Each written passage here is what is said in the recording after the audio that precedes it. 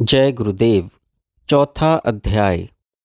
इस अध्याय के प्रथम 3 खंडों में रैकव की कथा के द्वारा अधिदैव का अध्यात्म से संबंध दिखाकर अध्यात्म प्राण उपासना कही गई है। इस विद्या का नाम संवर्ग विद्या है। इसमें अधिदैव और अध्यात्म दोनों को 4-4 पाद में विभक्त किया गया है। अग्नि, सूर्य, चंद्र तथा आपह अधिदैवत के और वाक, चक्षु, श्रोत्र और मन अध्यात्म के 4 पाद हैं, जिनका क्रमशः पारस्परिक संबंध है। अधिदैवत के चारों पादों का मूल कारण वायु अर्थात स्पंदन स्वरूप समष्टि प्राण है। अध्यात्म के चारों पादों का कारण प्राण है, इसलिए अध्यात्म प्राण की उपासना से समष्टि प्राण तक पहुंच जाता है। चौथे से 9वें खंड तक सत्यकाम जाबाल की कथा है। उसमें अधिदैव और अध्यात्म दोनों दृष्टिकोणों से एक ब्रह्म की उपासना कही गई है, क्योंकि दोनों प्रकार की ज्योतियाँ एक ही ब्रह्म की कला मात्र हैं। यहाँ ब्रह्म के 4 पाद और प्रत्येक पाद की 4-4 कला दिखाई गई हैं। इसी प्रकार 10 से 15वें खंड तक सत्यकाम जाबाल के एक शिष्य की कथा है। उसमें भी यही उपदेश है और प्राण, कम अर्थात आनंद और खम अर्थात आकाश तीनों को ब्रह्म का स्वरूप बताया गया है। 5वें अध्याय में उपर्युक्त वाक, चक्षु, श्रोत्र और मन को प्राण के ही आश्रित कहकर उसकी ज्येष्ठता और श्रेष्ठता सिद्ध की गई है। फिर पंचाग्नि विद्या द्वारा उत्तरायण दक्षिणायन मार्ग से गति दिखाकर वैराग्य की श्लाघा की गई है। जो अरण्य में निवास करके श्रद्धा तप सहित उपासना करते हैं, वे दक्षिणायन मार्ग का अतिक्रमण करके देवयान मार्ग द्वारा मुक्त हो जाते हैं। अंत में ब्रह्म की सर्वदेशीय उपासना का वर्णन किया गया है, जिसे वैश्वानर विद्या भी कहते हैं। यह प्राणोपासना का ही रूप है।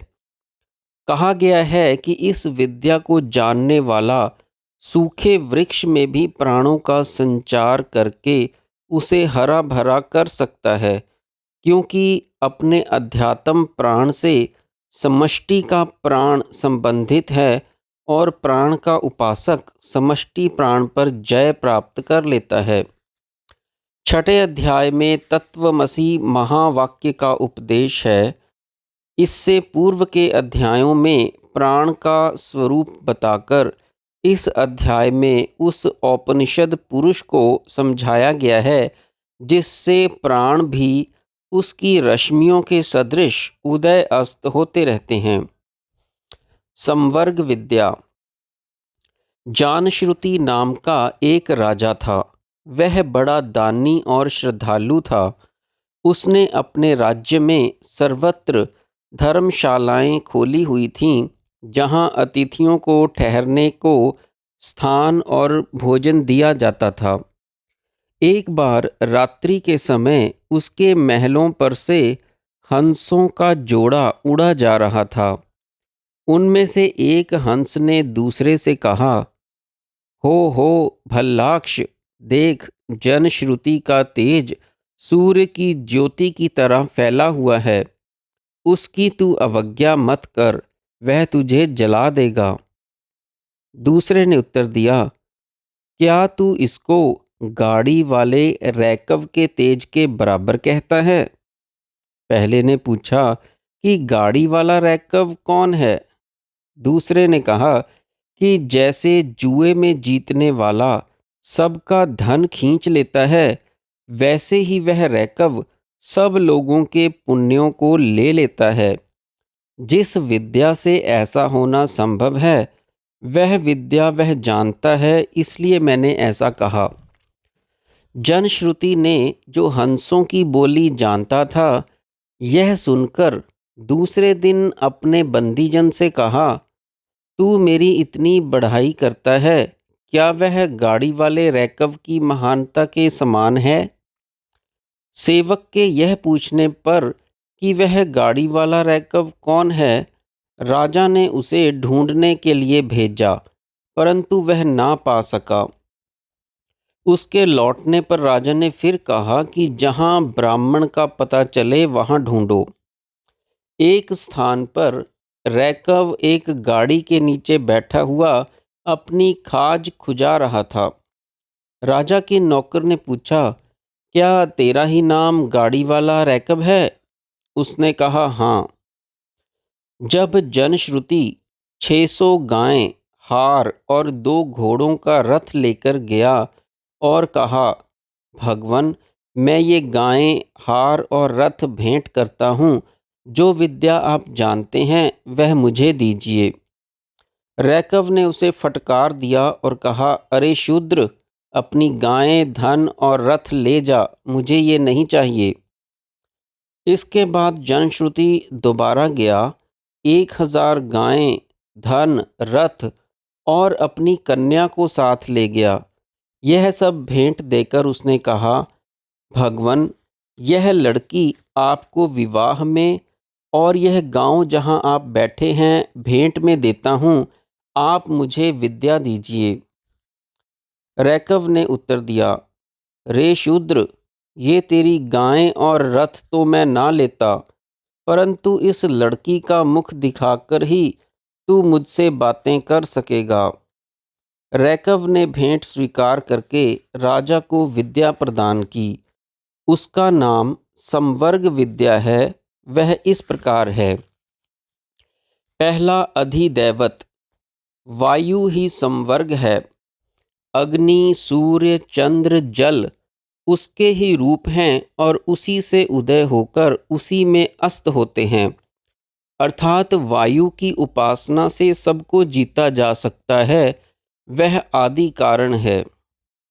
दूसरा अध्यात्म। प्राण संवर्ग है। वाक, चक्षु, श्रोत्र और मन उसके ही रूप हैं और उसी से उदय होकर उसी में अस्त होते हैं। प्राण की उपासना कर, अर्थात प्राण का अधिदैवत रूप वायु, वाक का अग्नि, चक्षु का सूर्य, श्रोत्र का चंद्र और मन का जल है। इन सब की संख्या 10 होती है। प्राण के जीतने से इन 10 पर जय प्राप्त की जा सकती है। इसी संबंध में एक और आख्यायिका कहते हैं, एक बार शौनक का पेय और काक्षसेनी अभिप्रतारी दोनों को भोजन परोसा जा रहा था। उस समय एक ब्रह्मचारी ने भिक्षा मांगी, परंतु उन्होंने भिक्षा नहीं दी। तब ब्रह्मचारी ने कहा, हे महात्माओं, वह एक देव कौन सा है जो 4 को खा गया और सारे विश्व की रक्षा करता है, परंतु उसे मर्त्य लोग नहीं देख पाते। हे अभिप्रतारिण, उसी के लिए अन्न दिया जाता है, आपने उसे अन्न नहीं दिया। यह सुनकर शौनक कापेय ने उस ब्रह्मचारी के वचन पर विचार करके उसके पास जाकर कहा कि सब देवों की आत्मा, सब प्रजा का उत्पन्न करने वाला, सुवर्ण के दांतों वाला, सब कुछ खाने वाला है। बिना पांडित्य के ही जिसकी महिमा सब गाते हैं, वह ना खाता हुआ भी अन्न खाता है। हम उसी की उपासना करते हैं। फिर कहा, इस ब्रह्मचारी को भिक्षा दो। तब उस ब्रह्मचारी को भिक्षा दी गई। निश्चय करके 5 और 5 10 होते हुए भी उस एक के लिए सब दिशाएं अन्न पहुंचाती हैं और वह सबको अन्न पहुंचाता है। वह अकेला विराट अन्न का खाने वाला है। जो उसकी उपासना करता है उसे सारा विश्व अन्न देता है और उसे विश्व का ज्ञान हो जाता है। अधिदैवत अर्थात वायु, अग्नि, सूर्य, चंद्र और आपः, अध्यात्म, प्राण, वाक, चक्षु, श्रोत्र और मन। प्राण ही अन्न खाकर दसों को अन्न पहुँचाता है। अध्यात्म से अधिदैवत को पहुँचाता है। यहाँ वायु को अग्नि, सूर्य, चंद्र और आपः जल कहा गया है, इसलिए वायु का अर्थ समष्टि प्राण समझना चाहिए जो सबका कारण है। जय गुरुदेव।